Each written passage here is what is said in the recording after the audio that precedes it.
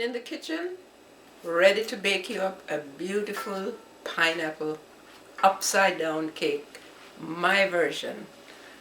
Done it up a little Jamaican way by adding a few Jamaican tidbits. First, if you notice, I've got all my pineapple and everything all set out ready to get going. I'm going to melt some butter in this pan. Then I'm going to stir in some brown sugar. All the measurements you'll find on the website, cooklikeajamaican.com. I'm just trying to get this butter melted. I'm going to add some brown sugar. What we're doing is just making a syrup for the bottom of the pan. As soon as I get this all mixed together, then I'll spread it in the bottom of the baking pan. Does it have to be like all the granules have to be No.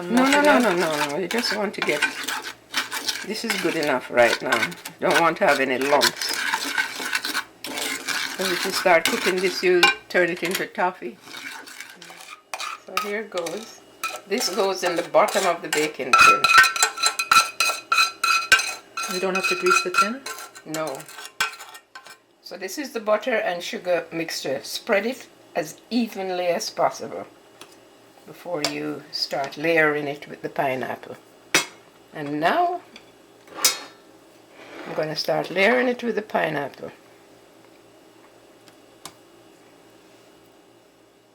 Here's the pineapple all lined up in the sugar and butter mixture, and I'm going to fill the holes of the pineapple with cherries. I think each of them can take 2 cherries. They're big holes. I'm going to set this aside while I do the cake batter. I've already creamed the butter and the sugar for the cake part of this upside down cake. And in this bowl I've got the flour, the baking powder, salt, and some shredded coconut. That's my little twist in making it Jamaican.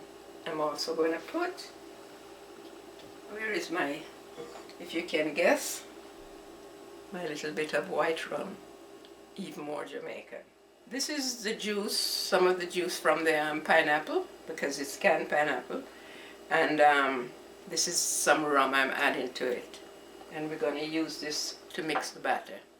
I'm going to do part flour, part liquid until all the flour is incorporated and we get a nice consistency for the batter.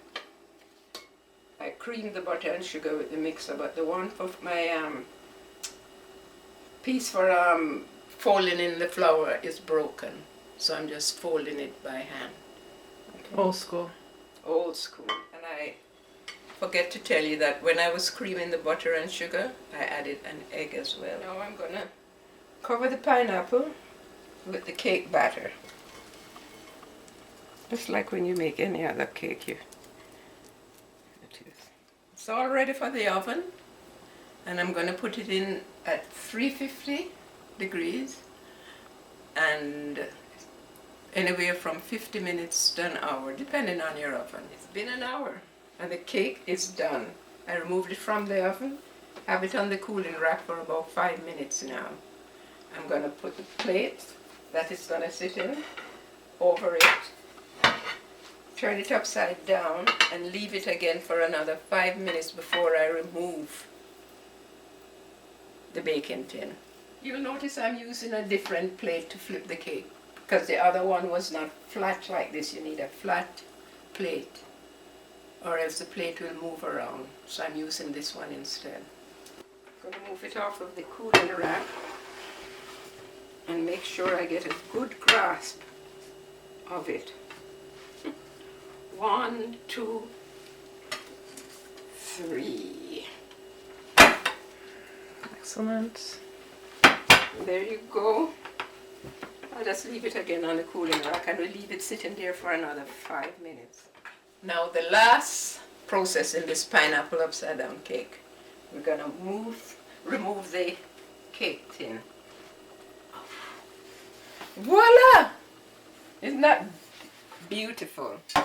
Here's Fay pineapple upside down cake, Fay style, with a little shredded coconut in the batter and the obligatory tablespoon or two of rum for flavoring.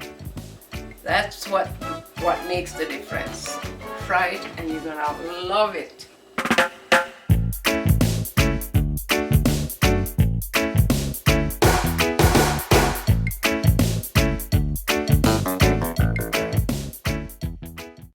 Before I go, cooklikeajamaican.com for all the ingredients and everything you need to know about Fay's pineapple upside down cake. Bye for now.